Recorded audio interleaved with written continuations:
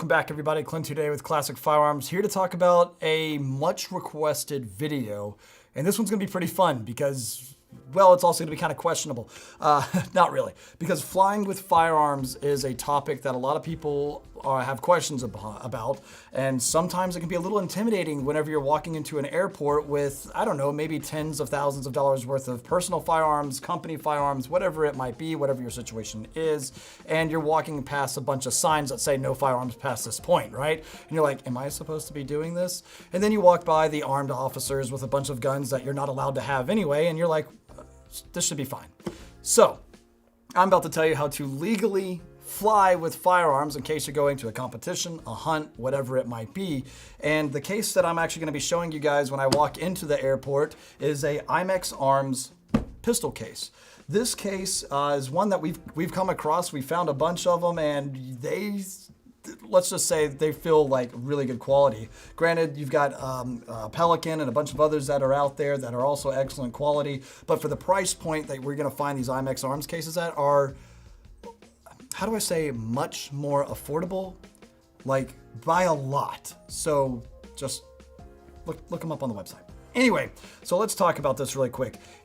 For American Airlines specifically, you do not have to actually notify them beforehand that you're flying with firearms. You just have to check in like you're checking in a regular baggage, but you need to declare at the counter, hey, I am flying with firearms. A lot of times, if you're already walking in with a Pelican case, dragging it behind you, whatever it might be, or any other type of hard case with locks on it, which we'll get into in just a moment, usually somebody says, oh, do you have firearms? And you can say yes, or just, hey, I'm gonna go check in if you don't feel like saying it out loud. Because at one point, do you remember that, Ryan?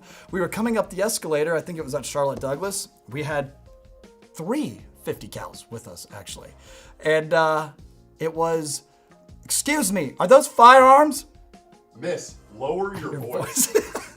As everybody does this number, it's a little intimidating. So, yes, ma'am. We'll make our way to the counter. We know where to go. This isn't our first rodeo. We've flown a lot with firearms. So anyway, okay, great.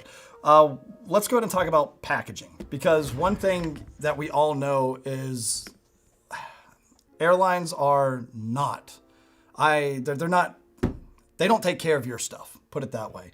I have actually had 4 consecutive flights where they have broken the locks on my different cases. And that really upset me because I have to buy to replace them every single time. And if you tell them, hey, lock broke, it fell off, whatever, they're just gonna say, we're not responsible and it's up to you. Great, thanks. Anyway, so let's talk about packaging up your firearms first. Again, in the IMEX Arms case here, you'll notice we've got 2 latches right up front, push in, open up, and I've got a bunch of Glock and SIG boys in here that you're gonna see are neatly tucked away, magazines in every single magazine slot, pistols in every single pistol slot. And what's pretty cool about this case is it's got some decent modularity to it as well. One thing that I like about having the pre-cut foam like this is the fact that everything has its individual home. There's no metal on metal contact, guns, mags, accessories, they're not rubbing up against each other, which is a really nice thing. So it'll come just like this here. As you can see, it's pre-cut, but nothing's actually removed.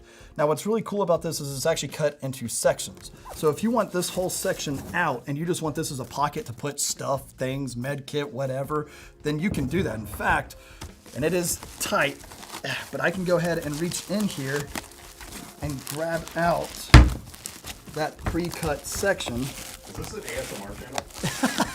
Does it sound good to you? There we go. So again, all these have their individual cuts for magazines, pistols, whatever else it might be. But let's say you just don't need this much going with you, but you've got, I don't know, different things that are traveling with you. You have this whole pocket now that you can put stuff, things, whatever it might be. Keep in mind, if you're thinking about flying with ammunition, that's fine. But I at least know for American Airlines, Delta, and a few others, your ammunition cannot fly with your firearms. They can fly in 2 separate checked bags. The ammunition can fly, but it cannot fly on your carry-on, and it cannot fly with the firearm. So if you thought you were just gonna put a box of ammo in here, they're gonna tell you to take it out. It doesn't have to be in a locked container either, like your firearms have to be, with a TSA-approved lock. No, it can just be in your regular duffel bag that you're checking. As long as the ammo is separate and away from the firearms, you're good. Now keep in mind, I did just mention TSA locks. So whenever you actually have this gun or have this gun case loaded up, just like what you see right here, you're gonna see these cutouts right here.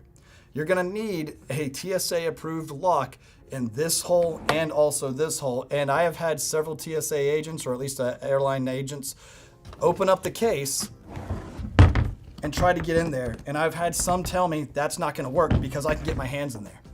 And I will argue with them and say, okay, now get the firearm. And they'll say, well, I can't. And I said, okay, great. I'll go ahead and check my bag now. And sometimes you'll get an argumentative agent, sometimes you won't.